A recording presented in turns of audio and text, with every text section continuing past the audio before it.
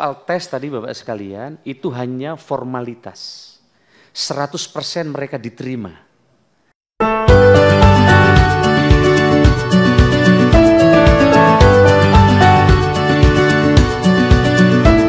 Data, saya kira kami tidak ada yang berbeda Pak Ketua. Data 2,3 juta harus diselesaikan. Basisnya adalah yang di BKN. Ini harus kita tuntaskan. Soal tes tadi Bapak sekalian, itu hanya formalitas. 100% mereka diterima. Jadi sekali lagi tes ini formalitas untuk mendata ulang, jadi Bapak 100% diterima. Cuman bagi daerah yang tidak punya kemampuan keuangannya, dia tetap standby di paruh waktu. Bagi daerah yang sudah punya anggaran cukup, dia pasti di penuh waktu. Jadi baik yang paruh waktu maupun penuh waktu 2,3 juta tadi pasti dapat NIP. Pasti dapat NIP. Makanya saya heran tadi banyak kasus di daerah, kadang manuver di daerah ini beda-beda. Oleh karena itu besok izin Pak Ketua, kami akan menyerahkan formasi. Besok akan dihadiri oleh hampir seluruh kepala daerah. Mohon Pak Ketua bisa hadir, menyampaikan di forum itu besok siang.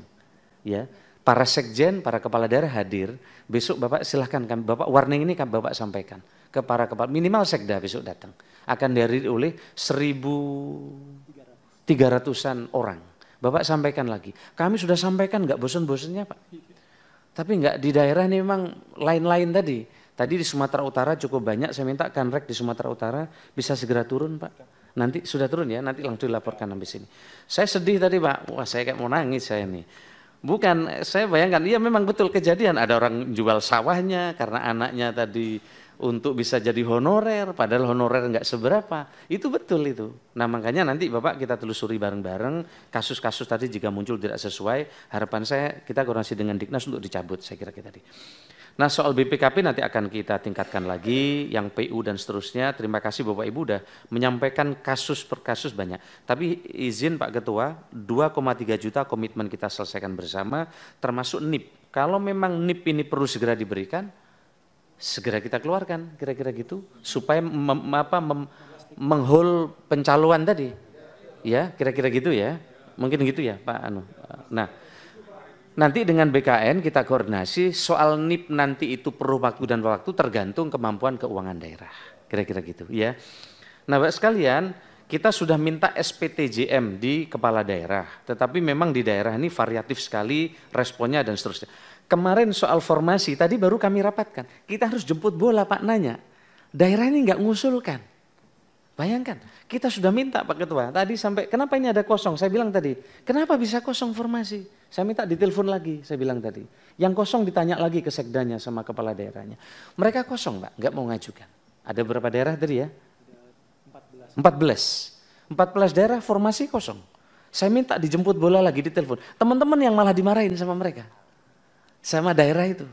Oleh karena itu nanti izin Pak Ketua bisa datang besok Bapak sampaikan ini komitmen Komisi 2 dan kita untuk menyelesaikan jangan diselip-selipin lagi. Karena aturannya udah jelas mereka nggak bisa nyelipin. Tanpa ada di database BKN pasti mereka nggak bisa selip. Berarti permainan ada di tingkat daerah. Nah gimana caranya permainan tidak ada? Mari Bapak cari rumus kami. Kadang permainan lebih tinggi dibanding aturan yang bikin aturan ini. Ya. Baik sekalian, Pak Samsur Rizal tadi juga sama soal Satpol PP ini sudah kami urai dengan Kemendagri, insya Allah sudah ada solusi. Cuma ini karena tidak sabar, sepertinya muncul terus. Soal nanti saya minta Pak Abah menjelaskan soal ini ya. Formasi tadi soal Bapak tadi sudah sediskusikan. Saya minta dijawab tadi sudah selesai tapi formasinya belum keluar. Pasti di guru rata-rata Pak.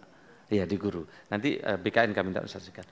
Dari Pak Ongku juga sama, saya kira masalah pegawai koperasi dan seterusnya SKTT. Kalau dia tidak punya dapodik, mestinya tidak bisa Pak Ongku. Ini menarik menurut kami di Sumatera Utara ini tidak ada dapodik. Kalau betul mereka tidak ada dapodik, mestinya tidak bisa diangkat jadi guru. Nanti kami akan minta penjelasan dari dari BKN. Ini rata-rata di Sumut tadi, termasuk NIP dan seterusnya. Data kami setuju Pak, data ini kita berbagi. Soal TNI Polri, jadi ini kami sedang urai Pak untuk terkait dengan resiprokalnya, maka di RPP-nya nanti akan kami tuntaskan. Terkait dengan Pak Mardhani Alisera, ya tadi ada masalah tadi soal jabatan apa tadi? Yang di Bekasi, analisis kebijakan. Analisis kebijakan ini memang harus ada kemampuan teknis. Tapi kalau memang kemampuan teknis harus dihapus, ini kan sudah 2 kali muncul di rapat bersama Komisi 2. Ya, kalau memang ini sudah dihitung Bapak sekalian, tidak perlu surat kemampuan teknis dan nanti akan menghilangkan kemampuan teknis, ya perlu kita bahas bersama Pak Ketua. Di forum ini tentu harus dihitung, kami tidak ada kepentingan yang lain kecuali menjaga kualitas dari mereka yang diterima. Kemudian terkait dengan sama SKTT tadi Pak Mardhani Alisera, kemudian ya ini setiap daerah punya interpretasi yang kadang di luar aturan yang sudah kita buat. Progres THK 2 ini mestinya sudah jadi prioritas kita. Jadi nanti Pak Amin THK 2 pasti masuk ini, tidak mungkin tidak. Jadi kadang penerjemah di lapangan ini, kadang memainkan tafsir sehingga untuk mengeruk keuntungan. Kami ingin sampaikan kepada teman-teman, seluruh THK 2 pasti kita selesaikan di 2024. Begitu juga yang masuk database. Jadi teman-teman tidak perlu melakukan lobby, karena kalau database ada pasti diselesaikan dan teman-teman honorer pasti mendapatkan NIP. Tinggal apakah paruh waktu atau penuh waktu. Kira-kira gitu. Di luar data BKN tadi masih menjadi PR yang nanti akan kita selesaikan bersama. Kami silakan Pak BKN untuk menyampaikan hal teknis tadi. Terima kasih Pak Menteri. Mohon izin Pak Pimpinan, ada beberapa yang perlu kami tambahkan terkait dengan apa yang disampaikan oleh Pak Menteri yang berkaitan dengan pertanyaan Pak Junimat tadi. Jadi untuk kasus Madinah dan 5 kabupaten kota di Sumatera Utara, Pak Pimpinan, itu sebetulnya sudah kita tindaklanjuti. Jadi kita sudah koordinasi dengan Polda Sumatera Utara, sudah ditetapkan tersangkanya, kepala dinas dan pejabat yang terkait. Bahkan BKN pernah menerima surat dari pimpinan DPRD Provinsi Sumatera Utara agar mereka yang kemarin diloluskan karena SKT itu memang nilainya 30% itu dibatalkan. Tapi sampai sekarang kabupaten tersebut tidak membatalkan, maka kami mengambil tindakan mereka tidak kita tetapkan nomor NIP-nya dulu, kita hold karena ini belum selesai. Yang lainnya tetap jalan. Ini dari sebagai bentuk pertanggungjawaban agar tidak menjadi kegaduhan. Sementara mereka sebetulnya kalau dilihat dari nilainya itu sebelum ada SKTT itu memang di bawah dari mereka yang seharusnya lolos karena mungkin SKTT-nya tidak bagus. Jadi ini yang pertama.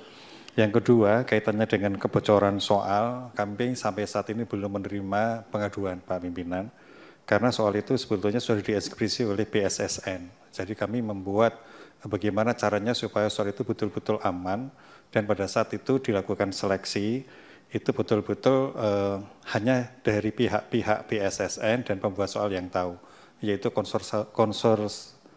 konsorsium dari perguruan tinggi yang ditunjuk oleh Pak Menteri Pendidikan dan Kebudayaan. Kemudian yang ketiga, sewa laptop. Memang kita sewa laptop. Tidak mungkin kita mempunyai laptop tersendiri yang jumlahnya di beberapa titik lokasi sampai ribuan itu, maka kita sewa. Tapi pada prinsipnya kita akan memformat ulang. Jadi tidak yang dikhawatirkan tadi kalau misalnya soalnya itu jadi bocor karena sewa laptop, kita sudah format ulang sehingga harapannya memang tidak akan ada lagi laptop-laptop itu yang mungkin sudah dimasukkan soal-soal atau yang ada upaya-upaya yang tidak benar dari beberapa pihak yang tidak bertanggung jawab. Dan ini sudah kita lakukan uji forensiknya sehingga insya Allah laptop yang kita sewa itu aman. Kemudian yang keempat, kaitannya dengan joki, memang selama ini masih ada upaya-upaya yang dilakukan untuk perjokian ini. Tapi karena kita sudah menggunakan face recognition, 2 kali kita gunakan ketika masuk dan ketika akan mulai tes, maka joki itu alhamdulillah bisa tertangkap. Nah, sehingga kalau misalnya tadi ada kembar 2, itu by system sebetulnya bisa kita tangkap. Karena kembar pun mesti ada bedanya. Ya, ada bedanya. Jadi ini kita mengandalkan sistem yang sudah kita bangun selama ini dan alhamdulillahnya memang bisa berjalan secara objektif. Nah, kaitannya dengan verifikasi validasi, kami laporkan Bapak Pimpinan, sebetulnya kita sudah melakukan verbal berdasarkan dari surat edaran Menteri Pan-RB tahun 2022 bersama-sama dengan BPKP. Ada pembagian tugas, kalau BPKP itu berkaitan dengan kriteria berupa bukti pembayaran nominal gaji yang benar dan sah yang bersumber dari APBN atau APBD, termasuk yang dibayar dari dana BOS dan dana yang bersumber dari pengelolaan Badan Layanan Umum dan Badan Layanan Daerah. Ini yang menjadi fokus dari BPKP. Sementara untuk BKN, forfal yang dilakukan itu ada 6 poin. Yang pertama SPTJM, kemudian yang kedua SK pengangkatannya sebagai tenaga kontrak atau non-ASN, kemudian kita lihat masa kerjanya, apakah sudah bekerja paling singkat 1 tahun pada 31 Desember 2021, kemudian usianya paling rendah 20 tahun dan paling tinggi 56 tahun pada 31 Desember 2021. Kemudian kita lihat juga pendidikannya yang dibuktikan dengan ijazah, dan yang terakhir adalah jabatan-jabatan yang sesuai dengan SE Menpan. Jadi ini kita lakukan, Bapak Pimpinan, dan kita selalu berkoordinasi dengan teman-teman di BPKP. Sehingga forfal ini harapannya nanti untuk memastikan bahwa yang bersangkutan itu betul-betul memenuhi syarat untuk diangkat menjadi P3K. Kemudian tadi kalau misalnya ada rumor yang mengatakan BKN meminta kuota, insya Allah sampai saya ini nggak ada Bapak Pimpinan. Jadi mohon maaf, kami sering mencontohkan pimpinan BKN pun anaknya juga tidak lulus. Sehingga ini bisa terbukti bahwa tidak ada jatah dari BKN untuk memperoleh kuota pengangkatan sebagai calon aparatur sipil negara.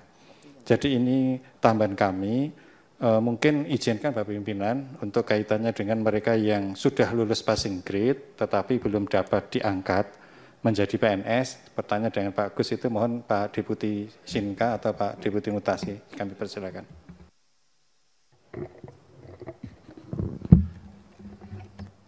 Terima kasih Pak Kepala. Mohon izin Pak Menteri, Pak Ketua. Assalamualaikum warahmatullahi wabarakatuh. Dapat kami laporkan terkait dengan kasus yang tadi disampaikan oleh Pak Gus Pardikaus bahwa ini adalah pengangkatan P3K guru pada tahun 2021, Pak.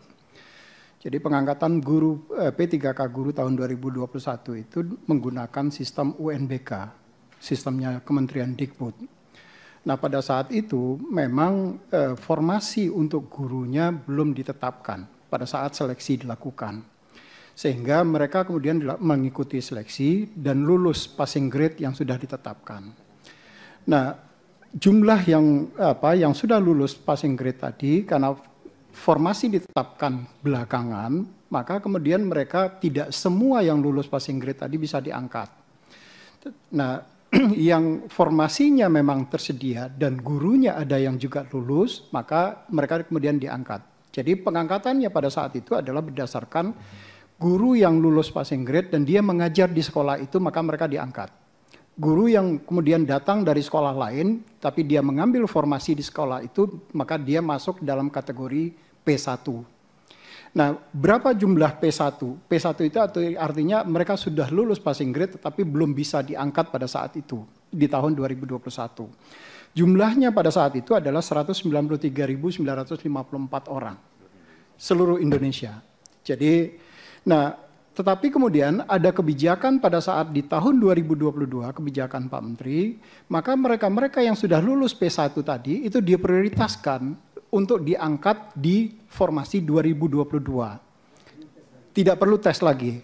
Dan mereka yang kemudian sudah lulus itu, formasinya yang sudah diajukan oleh instansi pada tahun 2022 tersebut, itu sebanyak 130.432 orang.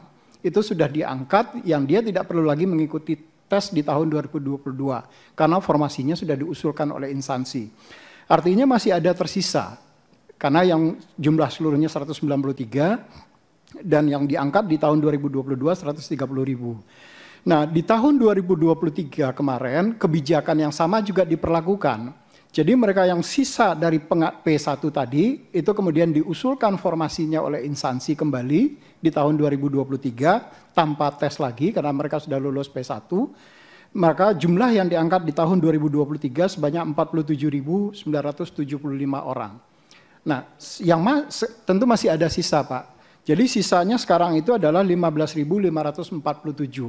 Ini yang kita berharap di 2024 ini formasinya kemudian dituntaskan oleh teman-teman di instansi. Sehingga seluruh yang P1 sejumlah 193 193.000 tadi itu bisa diangkat keseluruhannya. Itu tambahannya Pak Gus Pardi. Terima kasih.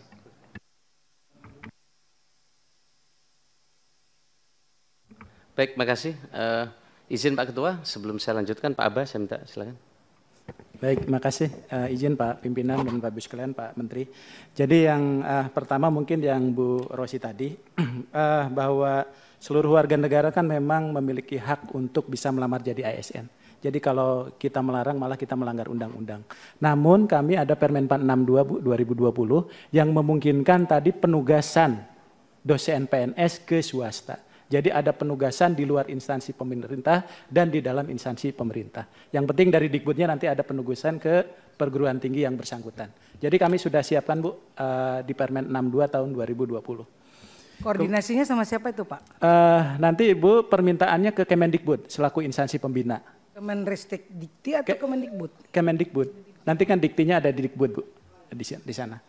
Kemudian yang kedua, barangkali nambahkan tadi izin Pak Menteri yang disampaikan Pak Harmen, guru itu memang diberikan kesempatan 2002-2023. 2024 ini kita selesaikan, mereka tetap ikut tes tapi dijamin lulus 100%. Tapi mereka harus terdaftar. Nah bagaimana ketika formasinya terbatas, ketika formasinya ada 100, yang melamar 150, yang 50 ini pun walaupun tidak ada formasinya tetap dinyatakan lulus dan dia akan menjadi P3K paruh waktu. Kenapa harus kita ubah statusnya? Karena setelah Desember sesuai pasal 66 itu tidak boleh lagi ada status yang lain. Sehingga dia harus jadi P3K walaupun P3K paruh waktu yang sedang kita atur di dalam Permenpan Pak saat ini. Nah kemudian guru yang SKTT tadi memang dari Kemendikbud. SKTT itu ada dua Pak. SKTT untuk khusus itu prioritas dan tenaga honorer. Yang kedua SKTT umum. Walaupun nanti SKTT-nya yang umum lebih tinggi, secara berurutan yang akan dimenangkan walaupun dia nilainya lebih rendah dari yang umum, dia yang harusnya menang sesuai dengan Permenpan. Karena ada urutan prioritas. Jadi kalau saya misalnya nilainya 10, kemudian yang umum itu setelah SKTT 12, saya yang harus dapat. Karena di Permenpan kami menyebutkan bahwa secara berurutan prioritas yang pertama termasuk P1 tadi Pak Gaus izin, yang kedua adalah tenaga honorer. Jadi mereka. Jadi kalau ada formasinya 2, maka dia akan masuk 2 di situ. Nah ini mungkin kalau pelanggaran-pelanggaran itu tadi mungkin itu praktek di lapangan yang memang harus diproses secara hukum. Kemudian dari sisi regulasi, penyelesaian tenaga non-ASN ini walaupun belum selesai di PP ini, kami sudah siapkan Pak perangkatnya semua. Termasuk 2022, 2023, 2023 itu 80%, 2024 setelah ada undang-undang itu 100%. Tapi kami mengharapkan memang seluruh Pemda itu yang punya kewenangan untuk mengusulkan, itu problemnya. Nah, oleh sebab itu ketika dia tidak mengusulkan, tapi kalau THK2 atau tenaga non-ASN mendaftar, dia akan menjadi paruh waktu. Jadi kesempatannya itu menghabiskan proses ini. Nah yang kami khawatirkan itu justru ketika mereka tidak mendaftar di tahun 2024. Nah kalau dia tidak melamar di 2024, maka dia tidak terdaftar sebagai orang yang pernah mengikuti tes. Nah dengan demikian barangkali besok mungkin Pak Ketua nanti kami sampaikan undangannya Pak. Untuk bisa hadir, untuk menghimbau kepada mereka supaya tetap memasukkan formasi sesuai dengan database yang ada di BKN. Ya. Kemudian yang Pak Gaus tadi, apabila ada salah input data, tapi mereka sudah dinyatakan lulus Pak, tapi jabatannya berbeda, tapi sepanjang kualifikasi jabatan dan unit kerjanya sama, itu masih bisa kita usulkan untuk dilakukan perbaikan Pak. Bisa dilakukan perbaikan. Bersih Pimpinan, saya klarifikasi dikit. Ya. Di Dinas Perhubungan ini yang 50 kota, dan bukan hanya 50 kota, hampir di seluruh Dinas Perhubungan. Karena formasinya tidak tersedia, tadi kan penertiban, kemudian pengaturan jalan. Padahal mereka itu bekerja sudah puluhan tahun, 15 tahun dan lain sebagainya. Tapi nomenklatur jabatannya nggak ada. Karena ya nggak ada. Jadi yang ingin saya sampaikan adalah terhadap honorer yang berstatus demikian itu, bagaimana jalan keluar supaya dia jadi ASN. Itu aja Pak. Baik Pak. Jadi yang pertama basis dari formasi itu 3 Pak. Satu, kualifikasi pendidikan, makanya kenapa kita cantumkan yang SD Pak. Kalau tidak dicantumkan kebijakan Pak Menteri SD, ini banyak yang tidak bisa terangkat. Makanya kita masukkan tadi yang SD. Yang kedua basisnya adalah jabatan. Yang ketiga adalah unit kerja. Jadi di Kepmenpan 11 2023 nanti harus disisir Pak. Siapkan ada jabatan yang sifatnya generik, yang semua orang bisa masuk. Jadi kebijakan kita sebetulnya lebih menghargai pada pengabdian dan dedikasi Pak. Sehingga kita korbankan dulu tuh aspek profesionalitas, aspek syarat dan sebagainya. SD pun Pak itu hanya diperuntukkan bagi tenaga non ASN Pak Ketua, Pak Gawis. Jadi bagi mereka yang umum dia wajib memenuhi syarat paling kurang SMA atau S1. Jadi ini hanya limitatif untuk tenaga non ASN. Barangkali itu Pak Menteri sebagai tambahan. Masih. Ya baik, jadi sebenarnya linear Pak keputusan yang kami buat. Bahkan Pak Ketua waktu itu menyampaikan kan banyak yang enggak lolos kalau lulus SMA, maka kita bikin sekarang SD supaya yang masuk database BKN bisa kita selesaikan. Ini semua afirmasi karena Bapak waktu itu memutuskan bersama Komisi 2 agar ini terangkut semua. Kira-kira begitu. Oke. Baik Mas. Cukup ya. Baik. Ketua, izin Ketua mau menyampaikan ini sebelum ditutup. Oh ya, silakan Mas. 8.000 berkas. Berkas 8.000. Saya ada juga tapi nanti belakangan aja. Terlambat. Silakan Bang Go. Ya Pak Ketua, lupa saya dari Bu Rosi tadi. Jadi Bu Rosi, ini masalahnya tidak hanya perguruan tinggi tapi juga di swasta. Ini kiai, guru Katolik semua komplain ke kami karena kebijakan di Diknas itu memberi ruang swasta ikut P3K. Sehingga mereka kemudian pindah ke perguruan tinggi negeri. Sehingga mereka yang telah dibina jadi kosong. Nah harapan kami nanti ini juga ngundang Diknas Pak Ketua untuk menyampaikan ini kembali. Baik. Terima kasih. Silakan. 8.000 kasus.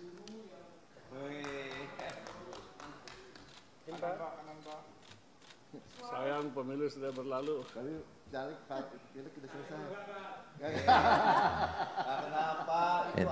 Ini pengabdian sama DPR. Luar biasa Pak Angku, luar biasa. Iya. Hebatnya Komisi 2 di situ. Terima kasih Pak Angku. Baik Bapak Ibu sekalian, saya kira tadi sudah banyak hal yang kita diskusikan. Nah mengenai kasus-kasus ini saya kira nanti di daerah tolong jadi catatan Kementerian PAN-RB dan BKN. Ya.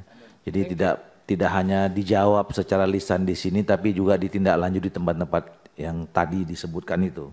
Mungkin itu cuma hanya simptom saja, ya gejala gunung es yang mungkin di tempat yang lain juga banyak kasus seperti itu ya.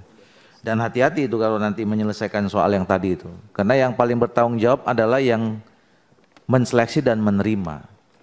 Ya, kalau tenaga honorer atau apa itu ya, yang penting buat mereka lulus. Nggak mungkin mereka melakukan itu kalau nggak ada yang nawarin. Nah, jadi kalaupun mau dihilangkan yang sudah lulus itu dengan cara yang begitu, itu harus betul-betul dicek memang dia lulus karena pakai pendekatan itu saja, atau mungkin ada juga yang tadi saya katakan dia secara pasang grade lolos, cuma karena khawatir yang lain pakai begituan, dia pakai gitu juga. Nah ini, itu bahayanya ini. Tapi yang paling tanggung jawab adalah oknum-oknum yang melakukan praktek-praktek yang tidak bertanggung jawab seperti itu. Nah bagi Bapak Ibu sekalian, kita punya 5 kesimpulan, tapi di luar 5 kesimpulan ini ada 2 hal Pak catatan. Yang pertama tadi kami menunggu nanti draft rancangan peraturan pemerintahnya, ya 1-2 hari ini Ibu Ses ya mungkin kasih ke teman-teman sekretariat. Yang kedua tadi, bahwa komitmen kita adalah menyelesaikan seluruh masalah tenaga honorer yang mungkin tahap pertama ini baru 2,3 juta. Jadi masih ada lagi Bapak Ibu yang lain yang nanti ya siapapun tadi, kalau Pak siapa tadi bilangnya, Pak Riswantoni ya, entah siapapun nanti di Komisi 2, tapi siapapun dari Menteri PAN-RB di periode berikutnya, tapi itu harus juga menjadi PR kita gitu, yang belum selesai semua. Baik, tolong tampilkan draft kesimpulan kita.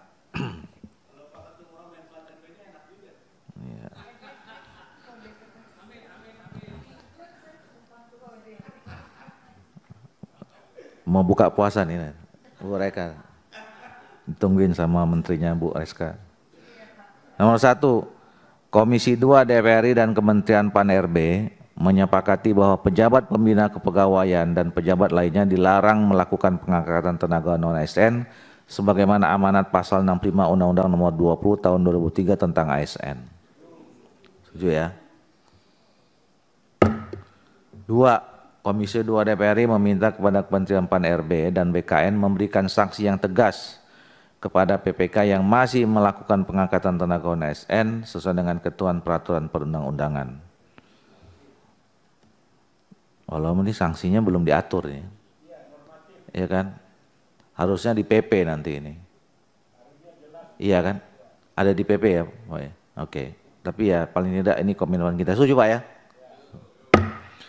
Komisi 2 DPR RI mendukung Kementerian PNB untuk menyediakan alokasi formasi P3K yang disesuaikan dengan jumlah tenaga non-ASN yang terdata dalam database BKN sehingga penataan tenaga non-ASN dapat diselesaikan pada tahun 2024. Iya, 100%. Setuju ya?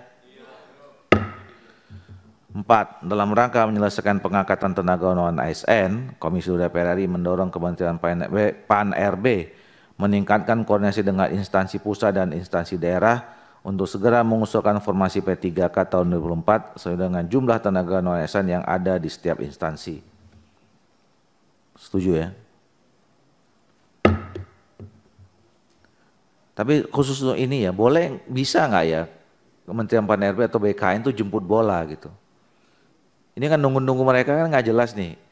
Nunggu-nunggu mereka ini kan sebetulnya karena tadi kan soal anggaran juga nih kan ya. Apa namanya, mau diparuh waktukan atau mau dipenuh-waktukan kan kira-kira gitu.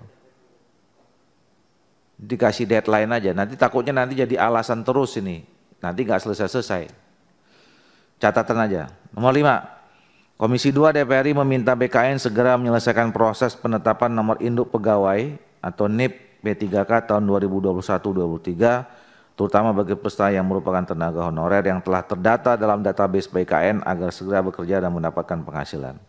Ini yang tadi komitmen kita ya, segera NIP-nya.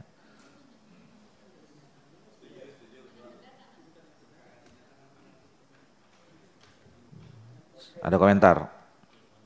Pimpinan, jadi kan kita sekarang verbal juga ya Pak Pimpinan ya. Jadi verbal itu memang kemarin ada beberapa yang sengaja dimasukkan oleh instansi, sebetulnya dia tidak memenuhi kriteria.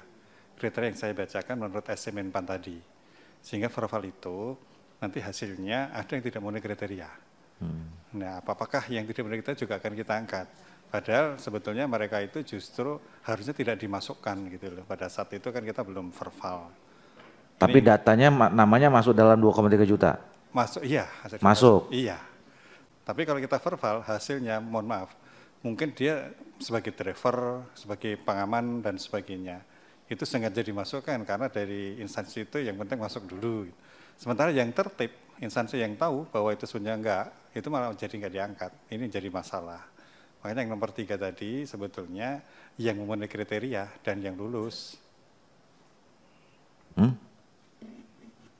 Yang nomor 5? Termasuk nomor 3. Nomor 3?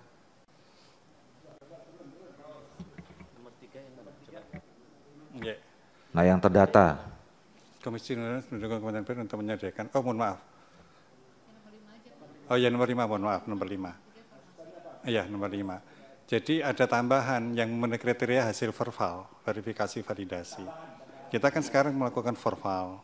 Jadi mohon maaf, kalau kita pakai istilah itu kadang-kadang datanya itu, mohon maaf, data sampah masuk dulu gitu. Sementara sebetulnya dia tahu bahwa tidak memenuhi kriteria menurut SMN Pan-RB. Ini sering kita jumpai.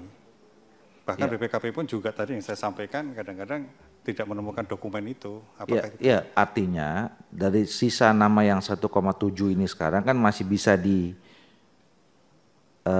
diganti namanya dong kalau gitu. Gantinya enggak, karena sudah ditutup di Desember 2021. Artinya ada kemungkinan dihilangkan, tidak jadi 1,7. Iya, betul. Ada kemungkinan gitu.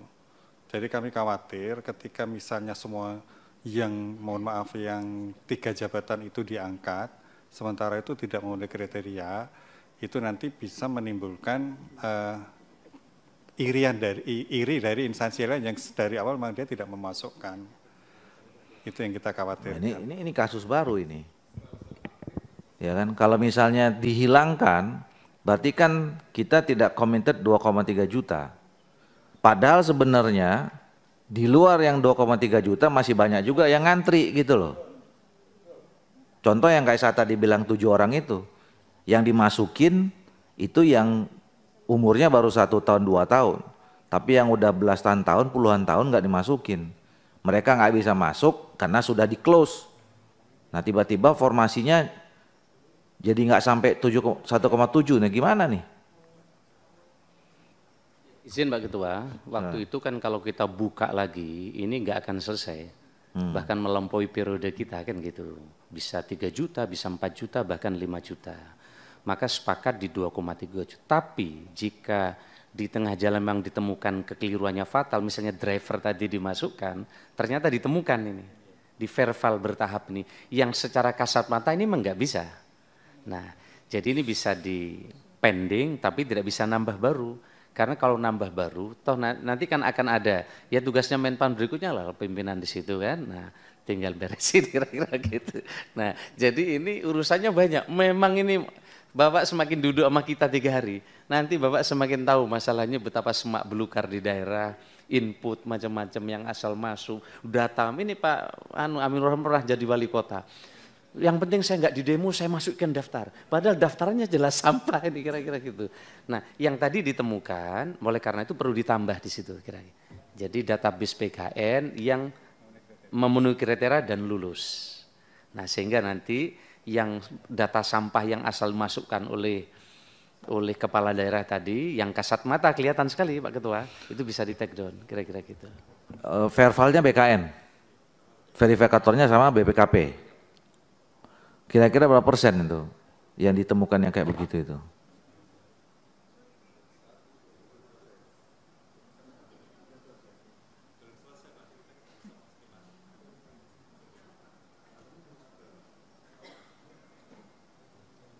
Nyampe 5% nggak?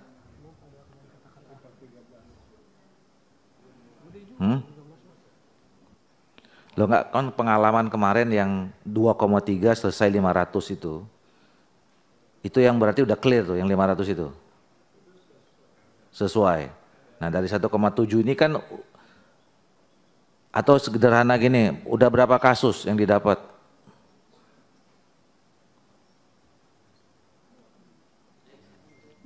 Izin Ketua. Karena ini susah, ini kan dibuat ada verifikasi lagi, ya kan? Padahal waktu itu kalau kita lihat skemanya itu kan udah langsung otomatis tuh. Ya kan nggak ada ini kan berarti ada yang gugur. Oke lah, kasusnya kayak tadi misalnya. Nah itu kira-kira berapa persen? Karena nanti kalau misalnya kita nggak punya data yang pasti, ya ini buka lagi peluang untuk banyak cawe-cawe lagi nanti. Nih ada orang masuk lah, inilah segala macam kan gitu. Silakan Pak Amin. Terima kasih Ketua. Mensikapi dinamika yang ada di internal BKN ya, saya mendapatkan laporan dari beberapa daerah yang sudah dinyatakan memenuhi syarat lulus tes CAT sampai tes-tes yang lain. Itu pemberkasan itu sebetulnya BKN sudah membuat norma yang cukup ketat ya. Sehingga di situ setiap seleksi itu tidak semua 100% bisa terbit NIP-nya. Itu fakta. Jawa Timur kemarin itu cukup signifikan menurut saya. Ya, pada waktu kunjungan kerja kemarin ke sana. Sempat saya klarifikasi. Persoalannya apa? Ternyata dari daerah yang diminta oleh BKN melengkapi, mencukupi semua persyaratan untuk terbitnya NIP itu juga menjadi persoalan tersendiri Ketua. Jangan-jangan ini ada ruang gelap lagi, kesempatan memenuhi, mencukupi persyaratan terbitnya NIP ini. Mohon maaf ini ada di daerah, karena dari BKN menurut saya sudah cukup firm itu ya. Tapi di daerah, Ini dari sisi ini. Belum lagi dari sisi formasi. Nggak salah kalau Pak Menteri hari ini ada 16 daerah atau berapa daerah yang nggak ngajukan formasi. Itu ada unsur kesengajaan Ketua. Maka saya setuju sanksi ini harus tegas diatur di RPP itu nanti juga menjadi bagian yang memberikan efek jerah pada daerah. Saya kira itu Ketua. Terima kasih. Iya.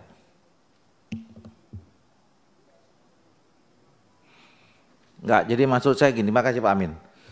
Kalau memang kasusnya tidak banyak, ya kita nggak perlu masukkan itu dalam kesimpulan.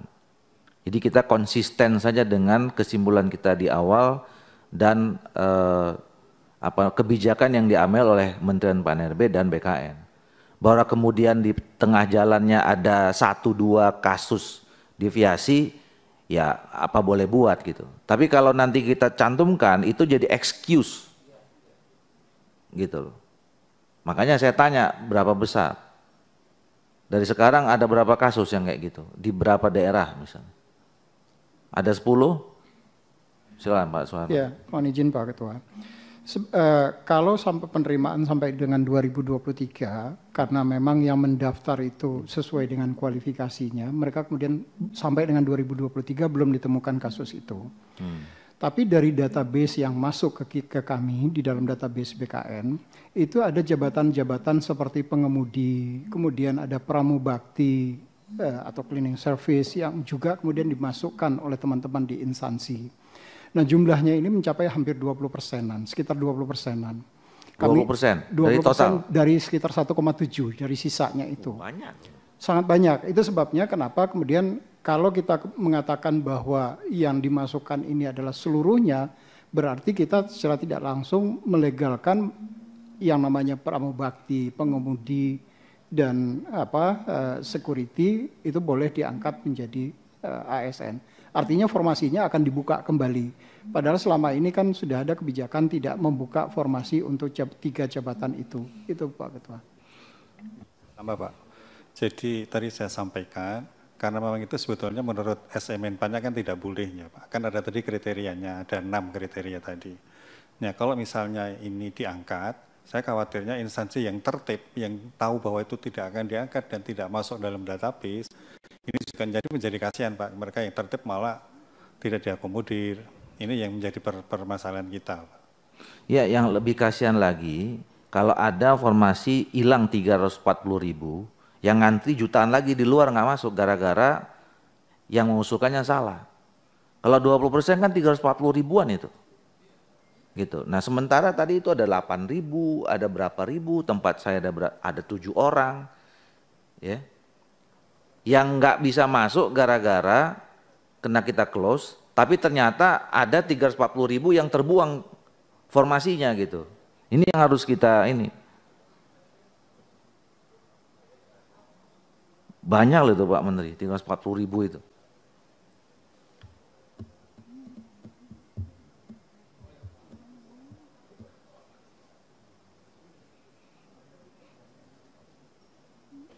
Jadi bukan soal kasihan sama instansi yang tertib. Kita lebih kasihan sama ibu bapak yang ngantri nggak masuk. Karena sudah di close 2,3 juta. Padahal ya kita baru tahu nih sekarang. Ada 340.000 yang kemungkinan hilang tak terangkat.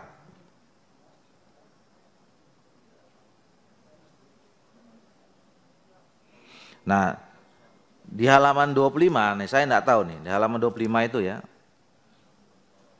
Di situ jadi proyeksi sisa non ASN yang belum diangkat tuh 1,784588. Ada bintangnya, keterangan. Data proyeksi sisa tenaga non ASN secara realisasi dapat lebih besar. Nah, jadi sebenarnya Bapak Ibu sudah memprediksi akan lebih besar, bukan malah lebih kecil. Ini nih, karena satu, tidak semua formasi khusus terisi oleh peserta formasi khusus non ASN. Dua, belum semua peserta lulus seleksi tahun 2021 dan 2022 ditetapkan nomor induknya. Jadi kalau lihat dari halaman ini, sebenarnya pemerintah membuka peluang bisa nambah di luar 1,7.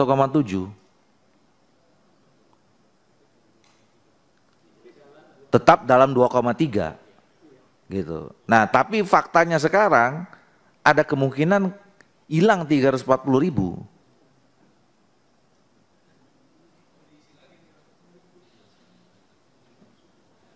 Enggak, ini pertanggungjawaban kita saja, ya kan? Kita close, nggak boleh nambah 2,3 juta. Tapi ternyata ada yang formasi 340.000 yang kosong. Wah, ini harus kita bicarakan lagi nih Pak Menteri nih. Gimana treatmentnya yang 340.000 ini? Pimpinan, saya pimpinan. Ya, silakan Pak. Ya, terima kasih pimpinan. Dulu kita ketika RDP dengan Pak Menteri, Menpan RB, terhadap 2,3 juta. Pak Menteri pernah menyatakan ke kami bahwa 2,3 juta itu BPK mendapatkan temuan. Saya nggak tahu itu temuannya apa. Dan kami ketika itu meminta untuk ditelusuri. Seperti yang disampaikan oleh Kepala BKN barusan, bahwa format-format yang disampaikan tadi, apakah cleaning service, sopir, sesuai dengan ketentuan dan peraturan berlaku, sebetulnya itu tidak boleh masuk dalam database. Kan begitu. Ini kan memang maaf nih, ini kan kesalahan dari Menpan RB, kenapa sampai itu terinput. Sehingga korbannya ada sekitar 20% yang disampaikan oleh ketua. Kalaulah ini bisa dijadikan temuan BPK bahwa ini adalah sesuatu yang tidak boleh dilakukan, apakah itu bisa dijadikan alasan apa yang ketua tawarkan tadi. Jadi ini temuan BPK, sebetulnya saya ulang lagi, ketua-ketua sedang ngomong, itu yang namanya cleaning service, sopir, kan nggak boleh masuk ketua, sesuai dengan aturan. Apakah itu bisa dijadikan pembenaran untuk kebijakan yang diambil oleh BPKN tidak mendapatkan NIP itu, atau bagaimana? Itu hanya sekedar informasi yang pernah Pak Menteri sampaikan kepada kami ketika itu terhadap temuan BPK. Terima kasih, pimpinan. Ya, makasih Pak Gaus.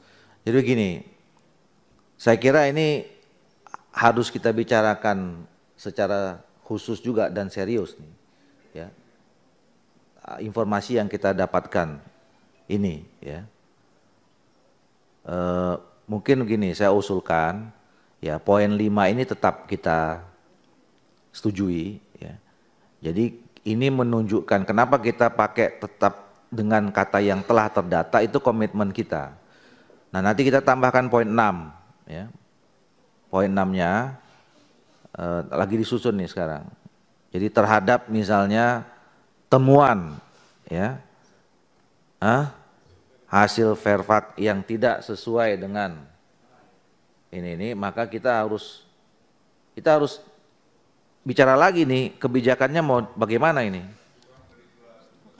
iya kan? Coba terhadap temuan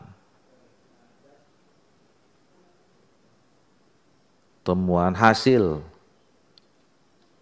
verifikasi faktual, verifikasi dan validasi yang dilakukan oleh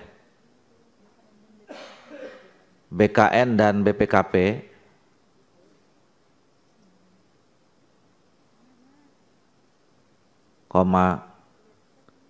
yang berpotensi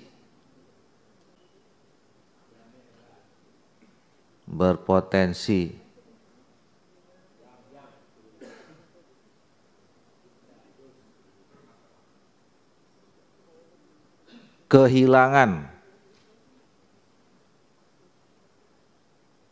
sekitar 20%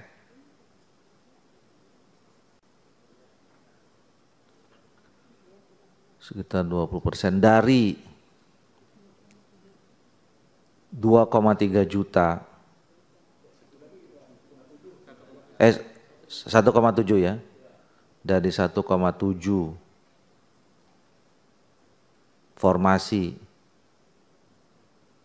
yang akan diangkat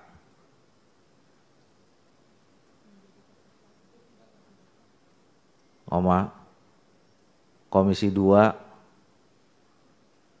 DPR RI dan Menteri Pan RB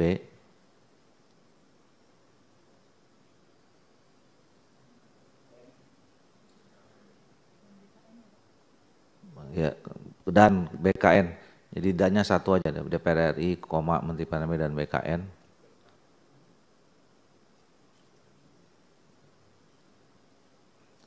Akan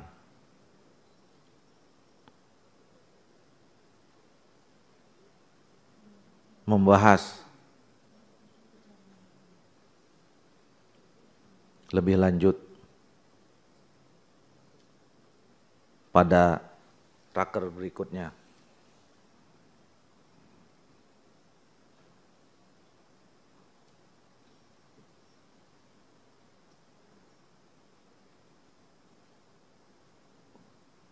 Gitu ya,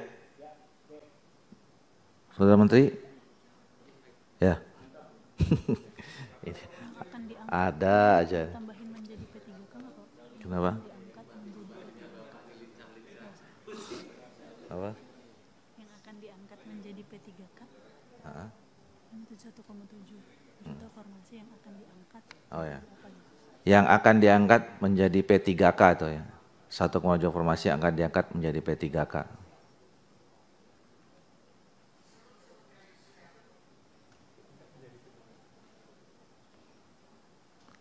Nih, pemain silat semua begini. Yang akan diangkat menjadi P3K.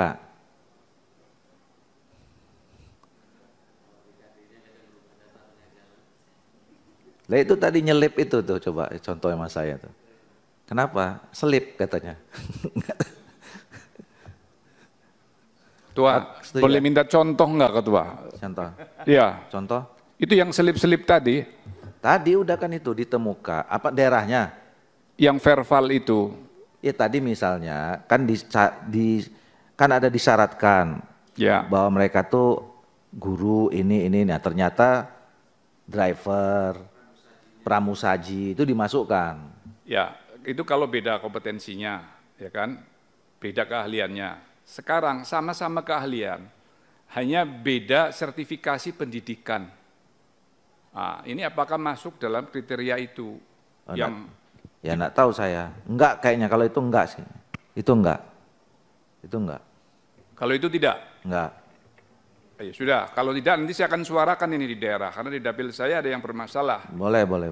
Boleh. Nanti kita bahas itu. Bapak kumpulkan aja data, nanti kita raker berikutnya, nanti kita bahas. Siap, terima kasih Pak. Oke, setuju ya? Oke. Baik, Bapak Ibu sekalian, ternyata PR kita nambah terus ini. Saya dengan kita menyepakati 6 kesimpulan ini, kita bisa mengakhiri rapat ini. Sebelum saya tutup, kami mengucapkan terima kasih banyak pada Saudara Menteri Pan RB dan seluruh jajaran, kemudian Kepala BKN beserta seluruh jajaran. Terima kasih juga pada seluruh pimpinan dan anggota DPR RI, Komisi 2 yang saya hormati. Ini tadinya saya nggak mau baca, tapi sayang juga udah dibuat soalnya. Sebelum saya tutup, saya baca pantun dulu nih Pak Mardhani ini. Di Kota Bekasi banyak melati. Melati putih buat seremoni. Bapak dan Ibu yang saya hormati, terima kasih telah mengikuti rapat ini. Bunga dedap di atas para, anak dusun pasang pelita. Jikalau tersilap tutur bicara, jemari disusun maaf dipinta. Ini lama-lama ini Pak Menteri ini nyuruh kita setiap raker buat pantun nanti. Terima kasih sekali buat kita semua. Saya akhiri dengan mengucapkan alhamdulillahirabbil alamin. Selamat sore, selamat sejahtera bagi kita semua. Bila taufiq hidayah, assalamualaikum warahmatullahi wabarakatuh.